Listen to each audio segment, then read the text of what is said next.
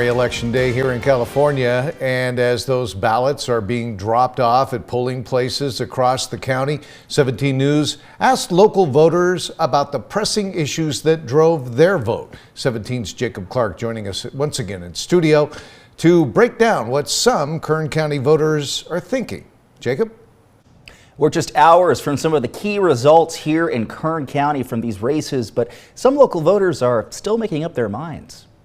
I haven't decided which way it's going to go. We'll see. I don't know with which I'm going to vote right now. They make too many promises, and finally they don't comply for what they With dozens of candidates on the governor's ballot, local voter Ed Jones followed President Trump's endorsement of Steve Hilton, despite his prior support for fellow Republican Chad Bianco. I'd like to see one guy really come in, but I think President Trump hurt him when he endorsed the other guy, which I don't think that's right, but it happened. I'd like to see Bianco do it. That's why I couldn't vote for him, because I couldn't take a chance of having no Republican on there. For weeks, it seemed these two Republicans would be victorious in the primary.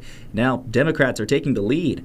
Barbara Williams says that two like-minded candidates, regardless of party, would be bad news. I want it fairly represented by a Republican and a Democrat, and I'm afraid that it could end up two of the same party. For Cindy Henderson, the political advertising she's seen about ICE and homelessness brought her to the polls. I think people are pretty tired of everything that's going on, all the issues, the homelessness. The border's gotten under control, but I think there's a lot of problems with people rebelling also against ICE.